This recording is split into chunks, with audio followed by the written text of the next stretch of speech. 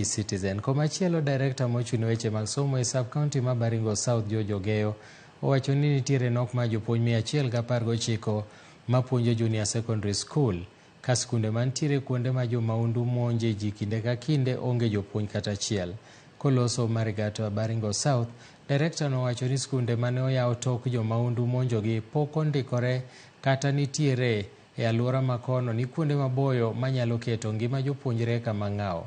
Owacho ni gisekwayo jopuonj manigi diploma kod digri e skunde mag primar mondo kony puonjo grade 7 kod grade 8 ka girito sirkal ochop singo mar ndiko e tich jopuonj manyien 20,000 mibiro ter e gwengego. Jaod bura ma Baringo South Charles Kamuren owacho ni sirkal onego mak motegno wachno mar ndiko jopuonj e tich nikech jopuonjre mantiere e gwenge ma monj osiko timore pok ong'eyo maber lai manyien mar somo manyasani itiyo godo e pacho ka.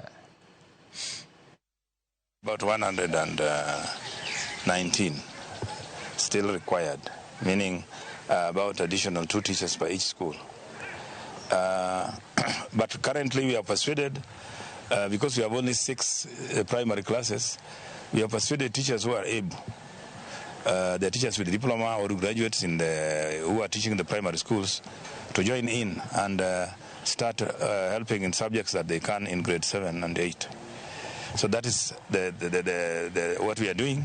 But the TSC has promised this year to hire at least 20,000. We expect to get more teachers to serve in these schools. And I know there might be a program, but when they will come up with that, they should consider affirmative action in regions like my region here.